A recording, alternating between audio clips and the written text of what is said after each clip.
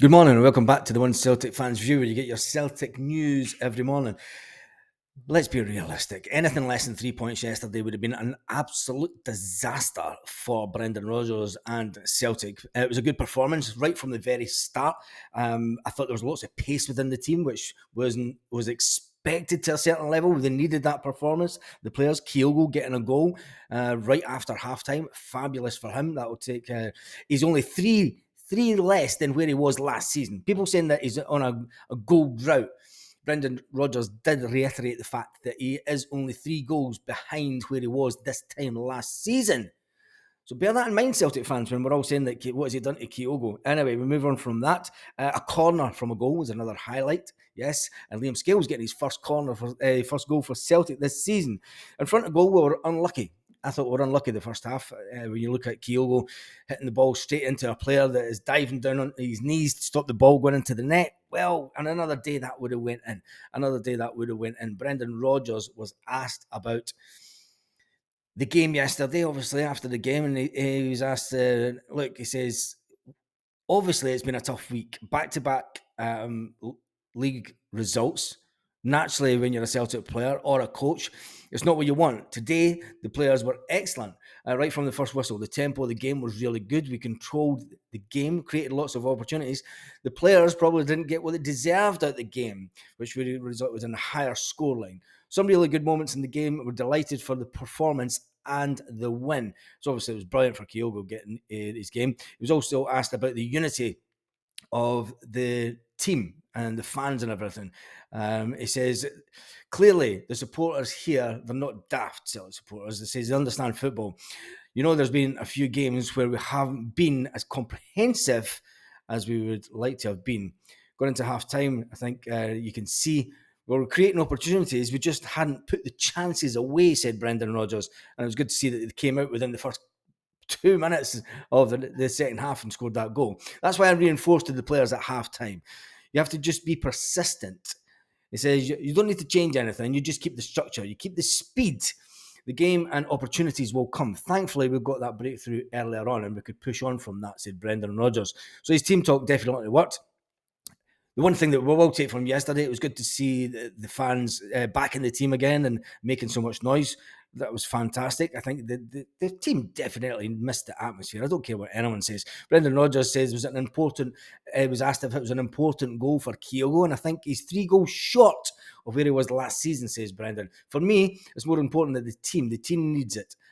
Clearly, strikers and attacking players, it's their job to create and score goals. You see the relief on Kyogo's face when he scores. He's happy to score. It was a good finish. He read the cross really well. Was it a cross or was it a shot from Louis Palma? I'm going to say it was actually a shot. It looked as if it was maybe going a little bit wide, but Kyogo was there coming in at the back post to make sure that it went into the net, which was really important. From a team perspective, said Brendan Rodgers, it's exactly what we needed. Exactly what we needed. He was then asked about Kyogo and his mindset and his confidence. Brendan Rodgers said, look, it's one of those moments when a player does get frustrated. It does get frustrated due to the lack of chances and the lack of goal scoring opportunities. And he's kept himself persistent, talking about Kyogo. Obviously, he's got his shoulder issue. He's still got that shoulder issue, but he's kept working away at the moment. That is unbelievable that we've all known this all season. Brendan Rodgers reiterated the fact that he still has this issue with his shoulder. I wouldn't have admitted that personally. I think it was wrong of Brendan Rodgers to admit that going into the next 2 games, because all that's going to do is going to get the defenders targeting Kyogo in these next 2 games. But the good thing about the next 2 games, Rio Hatate could be back. Rio Hatate could be back. He's back in training. We'll talk about him in just a second after we finish off about Kyogo. The manager says, I'd like to say he's just short of where he was last season. We've said that. And then it says, just because a striker wants 40 goals a season. He says every striker does. But you've got to remember he's contributing to the team. So, yeah, it's nice for him. It's also nice to get one from a set piece as well for me. We needed that. We need to be much better in that area. So we'll look at the goal threat. And obviously to get that goal from Liam was fantastic. Brendan Rodgers was asked about Louis Palma. He's a player that really interests me, Louis Palma. He's a player that has that potential to really go to a high level in the game if he stops being just a little bit ball greedy sometimes, if you agree with that. Sometimes he should pass it when he tries to take a shot. I mean, there was one chance yesterday he took the shot from outside the goal and he had a chance to pass it to a player. But, if he scores that goal, nobody's then talking about it. You're not then talking about it. Brendan Rodgers says, yeah, I think he's come in. And in fairness to him, he's created and scored lots of goals. Like you say, he's one of those, he likes a dead ball situation, which was a good contribution from him.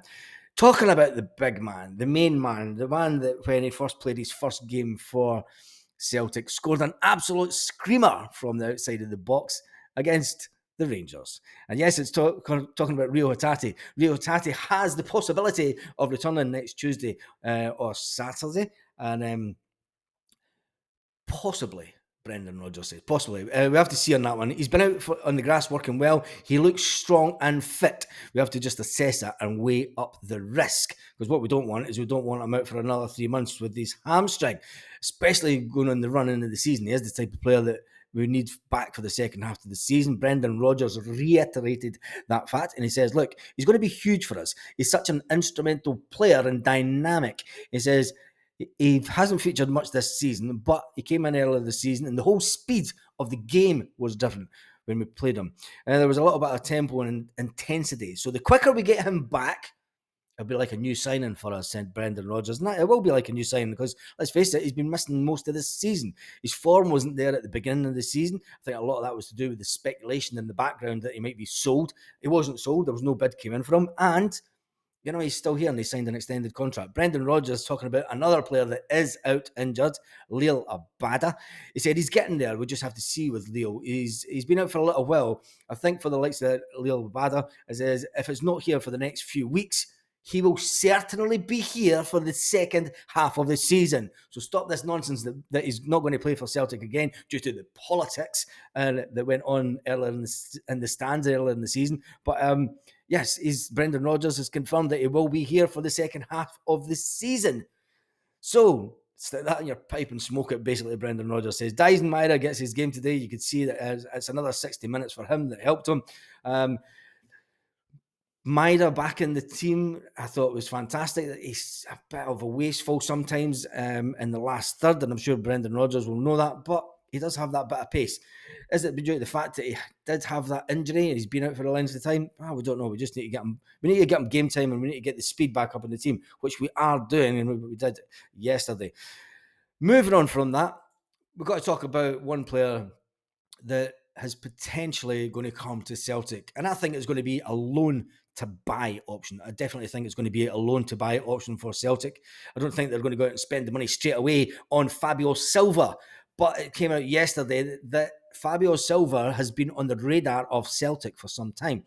The one man that everyone at Celtic fans love to hate is Andy Walker. Andy Walker saying he's been struggling at Wolves, and it now seems that he's going to be heading for the exit door in January.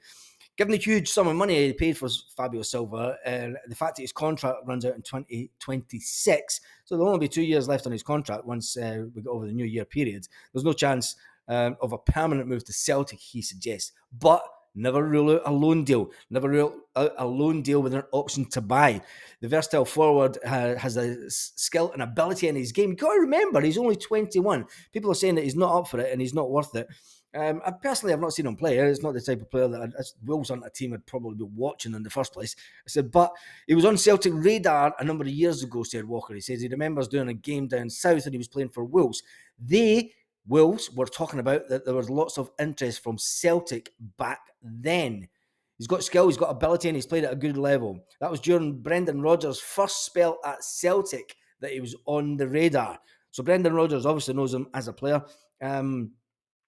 I always look at things go in the history, and if you look at Chris Sutton didn't have a great time at Chelsea. And he freely admits that. He then came to Celtic and become an absolute, Chris Sutton, he's a legend. We move on. But can Fabio Silva turn the corner as a player? He's only 21-year-old, or will he be like many Celtic players that have left of such a young age that possessed lots of talent and went on to do absolutely nothing in the game? Maybe Fabio Silva is going to be one of them, but we never know. Maybe if he comes in and scores half a dozen goals for Celtic towards the end of the season. Would then Celtic go out and spend any kind of money on? Well, that needs to be said. We don't know what's going on at Celtic when it comes to transfers. It's all a bit hidden and cloak and dagger right now. But it's all speculation. It is all just Celtic transfer speculation. Obviously, the one that we do know about is the fact that it looks like Gustav Lagerbielke will leave Celtic, and it looks like Celtic are going to recoup some of the money for him. Brendan Rodgers has said that we need to trim the squad. We've all been saying that. The 23-year-old Gustav, it's a disappointment for me because the only thing that he really did wrong was against Feyenoord in the Champions League. That one mistake seems to have been the thing that he'll be remembered for.